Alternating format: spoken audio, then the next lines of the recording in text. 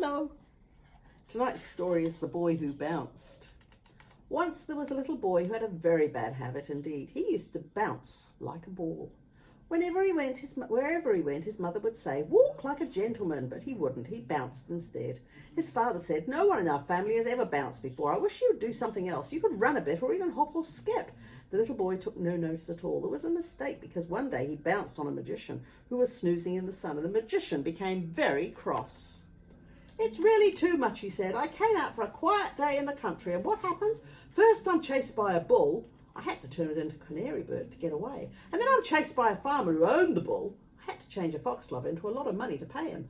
And it's left me very tired, and I lie down to have a snooze, and a nasty little boy comes up and bounces on me. Pfft, I say, 'You're sorry, little boy,' and walk off quietly." The little rude boy took no notice of the magician. He started to bounce away, and the magician became very angry indeed. "If you want to bounce, well, bounce you shall," he declared, and began to mutter magic words very quickly, and the little boy felt strange about the fingers and toes, a sort of pins and needly feeling. That was the magic working. Before he could say mousetrap, he turned into a big red rubber ball, a big ball, bouncing ball. He could bounce so softly that he wouldn't break a cobweb if he bounced on it. He would bounce as high as a pine tree. "Meet me here at a year's time," the magician said, "and I'll think about whether to turn you back into a boy again." And he lay down and began to snooze once more. The bouncer leapt over the creek and began to go around the world. He felt much happier now because he could bounce so much better than before. As he went past the school, all the children came running out to try and catch him, but he went too fast for them, and soon he reached the sea. He couldn't bounce very easily on the water. Instead, the waves helped him along. They were delighted to have such a fine red ball to play with, and they tossed him to one side to the other until he reached Africa. Lions opened their yellow eyes as the bouncer went past. The giraffes stretched their necks to see him. They stretched them so far that all the giraffes in that part of Africa have longer necks than any other giraffes in the world, which makes them very proud and conceited. He went through all sorts of countries with names that I can't spell, and his fine red paint wore off, so he became a grey, battered-looking bouncer. He went more slowly now and had to stop to catch his breath, and when he stopped, he hid. It was one day while he was hiding that he overheard two men talking. "I hear they've caught a wicked magician," the first man said. "Well, I don't know if he's wicked or not," the second man said in reply, "but they're going to beat him. Would you like to come and watch?" "Yes, I would," said the first man. How unfair, the bouncer thought. Poor magician.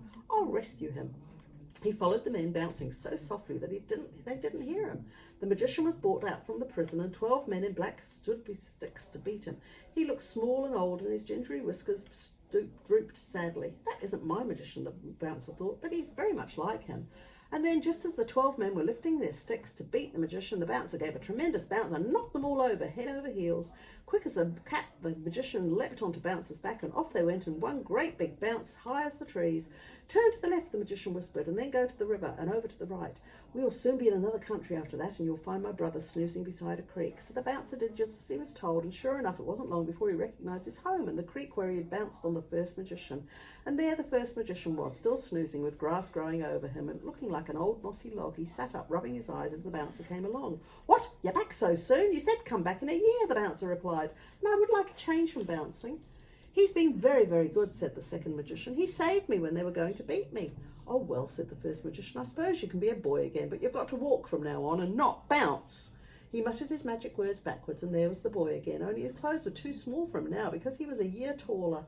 He thanked the magicians, and they all went one way and another, and all the way back home his mother frowned at him when he came in. "You're late," she said. "Your dinner got cold and we had to give it to the cat." "I've been bouncing all over the world," said the boy. "It made me pretty hungry." "I'll make you a sandwich," she said with a laugh, "but you mustn't ever be late again." And that's the story of the boy who turned into a bouncer. He was always very careful when he walked about after that, just in case he bounced on another magician. You wouldn't want to bounce on a magician, would you? Night night.